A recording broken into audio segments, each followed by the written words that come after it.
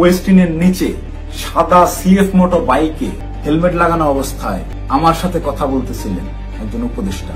সেই উপদেষ্টা ছিলেন আসিফ মাহমুদ সজীব ভুইয়া। অ্যারেস্ট হওয়ার আগে, অ্যারেস্ট তো তাকে করে নাই, অ্যারেস্ট হওয়ার আগে গোটা একটা রাত তাকে অন্য জায়গায় কিভাবে নিয়ে যাওয়া হয় একটা ভিডিও ক্লিপ বানায় এখন ছাড়া হচ্ছে। একের পর এক চাঞ্চল্যকর তথ্য উঠে আসছে উপদেষ্টা আসিফ মাহমুদ সজীব ভুইয়া এবং বিএনপি নেতা ইশরাকের দ্বন্দ্বে, যার সর্বশেষ উদাহরণ গুলশানে আলোচিত চাঁদাবাজির ঘটনায় আটক জানে আলম উপর একটি ভিডিও।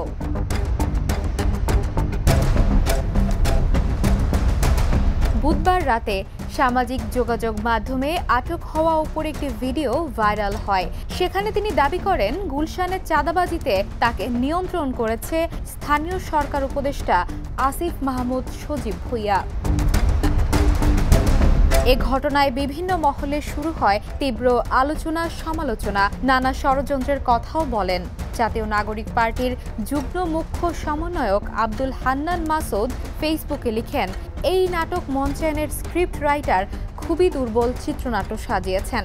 কোন উপদেষ্টা পুশ করছে যে তোমাকে চাঁদাবাজি করতে হবে, আমাদেরকে চাঁদার টাকা এনে দিতে হবে। 4 দিন রিমান্ডে যখন ছিল তখন পুলিশ বিভিন্ন ভাবে ওকে গিয়ে ব্ল্যাকমেইল করছে শুধুমাত্র একটা নাম প্রকাশ করার জন্য, সেটা হচ্ছে উপদেষ্টা আসিফ মাহমুদ সজীব ভুইয়া। অন্যদিকে সকালেই ঘটনা নতুন মোড় নেয়, যেখানে আটককৃত জানে আলম অপুর স্ত্রী সংবাদ সম্মেলনে দাবি করেন তার স্বামীকে অপহরণ করেছে বিএনপি নেতা ইঞ্জিনিয়ার ইশরাক হোসেন।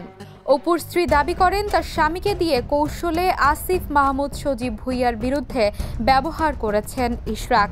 এছাড়াও টর্চারের কথাও জানান তিনি। ঘটনার পিছনে মেয়র পদে বসা নিয়ে দ্বন্দ্ব রয়েছে বলে মন্তব্য করছেন কেউ কেউ। আদালতের রায়ের পর মেয়রের আসনে বসতে না পারায় আসিফ মাহমুদকে দায়ী করে আসছেন বিএনপি নেতা ইশরাক। প্রথমে প্রকাশ্যে এলো অপুর স্বীকারোক্তি, এরপর ভাইরাল তার স্ত্রীর ভিডিও। সত্যি কি আসিফ ইশরাক দ্বন্দ্বে বলির পাঠা অপু?